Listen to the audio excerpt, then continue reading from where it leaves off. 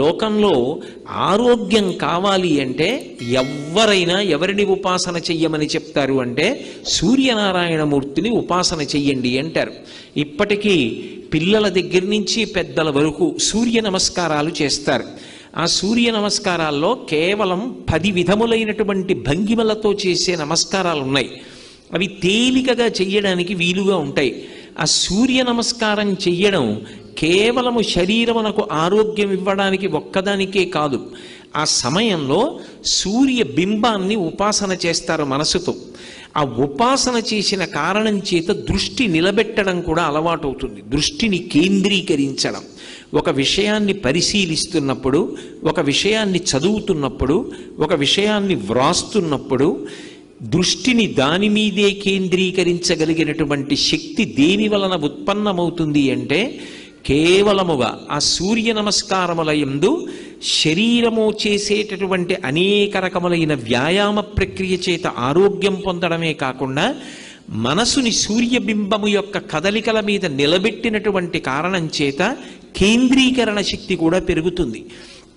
అంత గొప్పవి సూర్య నమస్కారాలు. కాబట్టి ఆయన జ్ఞానం ఇస్తాడు, హంస అని కీర్తింపబడతాడు.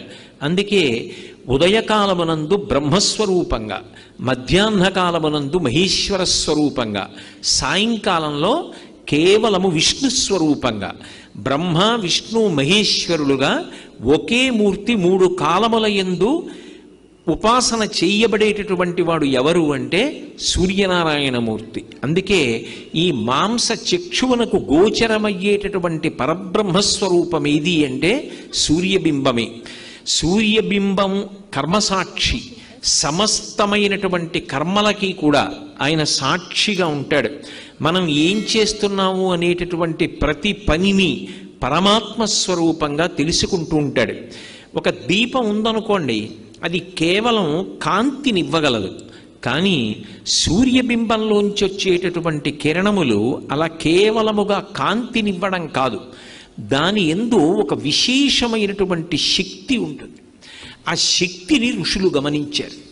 అది ఏ శక్తి అంటే అది లోపల ఉండేటటువంటి హృదయ పద్మాన్ని వికసనం పొందేటట్టుగా చేస్తుంది. అందుకే సమస్త ప్రాణులు కూడా, సాత్విక ప్రాణులన్నీ కూడా సూర్యోదయానికి కన్ను తెరుస్తాయి.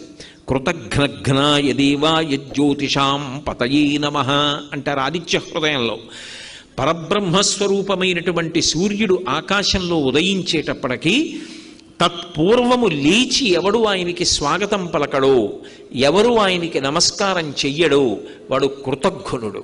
పరమాత్మయే మాంసచక్షు చేత దర్శించడానికి వీలుగా ప్రయాణం చేసి వచ్చి దర్శనమిస్తుంటే ఆయనని దర్శించడానికి ఉత్సుకత చూపించకుండా తమోగుణ భూయిష్ఠుడై నిద్రపోయిన వాడెవరో వాడు కృతఘ్నుడు కనుక అటువంటి కృతఘ్నుణ్ణి ఆయన శిక్ష వేసి ఇబ్బంది పెడతాడు. అంటే పాఠం చెప్పి మనసు మారుస్తాడు. కాబట్టి కృతఘ్నఘ్నాయ దేవాయ జ్యోతిషాం పతయే నమః అంటారు. అటువంటి సూర్యబింబం ఏదున్నదో దాని యందు ఒక విశేషమైనటువంటి శక్తి ఉంటుంది.